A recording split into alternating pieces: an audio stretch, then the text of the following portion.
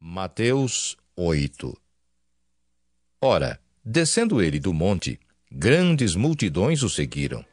E este um leproso, tendo se aproximado, adorou-o, dizendo: Senhor, se quiseres, podes purificar-me. E Jesus, estendendo a mão, tocou-lhe, dizendo: Quero. Fica limpo. E imediatamente ele ficou limpo da sua lepra. Disse-lhe então Jesus: Olha, não o digas a ninguém, mas vai mostrar-te ao sacerdote e fazer a oferta que Moisés ordenou, para servir de testemunho ao povo. Tendo Jesus entrado em Cafarnaum, apresentou-se-lhe um centurião implorando: Senhor, o meu criado jaz em casa de cama, paralítico, sofrendo horrivelmente. Jesus lhe disse: Eu irei curá-lo. Mas o centurião respondeu: Senhor, não sou digno de que entres em minha casa, mas apenas manda com uma palavra e o meu rapaz será curado. Pois também eu sou homem sujeito à autoridade. Tenho soldados às minhas ordens, e digo a este: vai, e ele vai. E a outro: vem, e ele vem. E ao meu servo: faz isto, e ele o faz. Ouvindo isto, admirou-se Jesus e disse aos que o seguiam: Em verdade vos afirmo que nem mesmo em Israel achei fé como esta.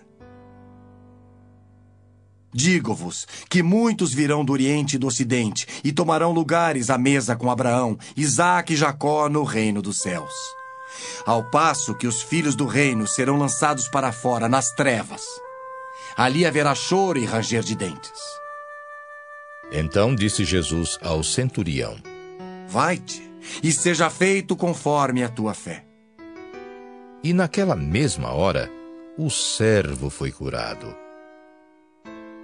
Tendo Jesus chegado à casa de Pedro, viu a sogra deste acamada e ardendo em febre. Mas Jesus tomou-a pela mão, e a febre a deixou. Ela se levantou e passou a servi-lo. Chegada a tarde, trouxeram-lhe muitos endemoniados, e ele, meramente com a palavra, expeliu os espíritos e curou todos os que estavam doentes, para que se cumprisse o que fora dito por intermédio do profeta Isaías.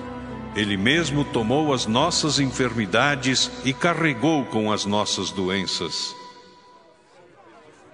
Vendo Jesus muita gente ao seu redor, ordenou que passassem para outra margem. Então, aproximando-se dele um escriba, disse-lhe: Mestre, seguir-te-ei para onde quer que fores. Mas Jesus lhe respondeu: As raposas têm seus covis, e as aves do céu, ninhos. Mas o Filho do Homem não tem onde reclinar a cabeça. E outro dos discípulos lhe disse: Senhor, permite-me ir primeiro sepultar meu pai? Replicou-lhe, porém, Jesus: Segue-me e deixa aos mortos o sepultar os seus próprios mortos. Então, entrando ele no barco, seus discípulos o seguiram. E eis que sobreveio no mar uma grande tempestade, de sorte que o barco era varrido pelas ondas. Entretanto, Jesus dormia. Mas os discípulos vieram acordá-lo, clamando: Senhor, salva-nos, perecemos. Perguntou-lhes então Jesus: Por que sois tímidos, homens de pequena fé? E, levantando-se, repreendeu os ventos e o mar, e fez-se grande bonança.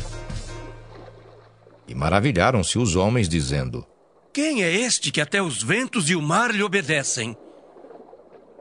Tendo ele chegado à outra margem, à terra dos Gadarenos, vieram-lhe ao encontro 2 endemoniados, saindo dentre os sepulcros, e a tal ponto furiosos, que ninguém podia passar por aquele caminho.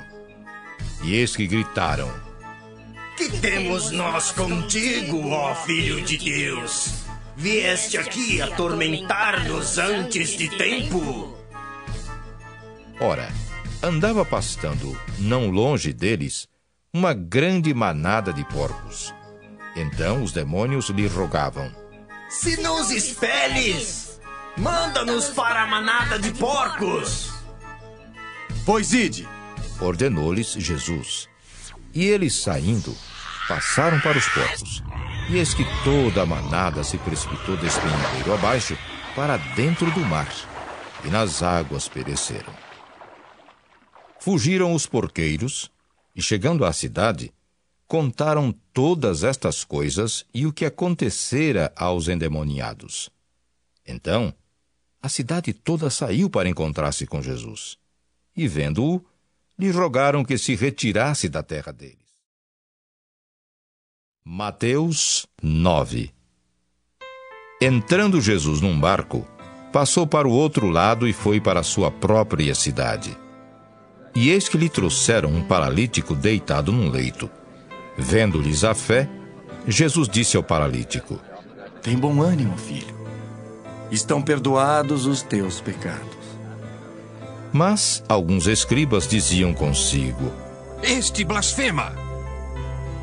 Jesus, porém, conhecendo-lhes os pensamentos, disse: Por que cogitais o mal no vosso coração?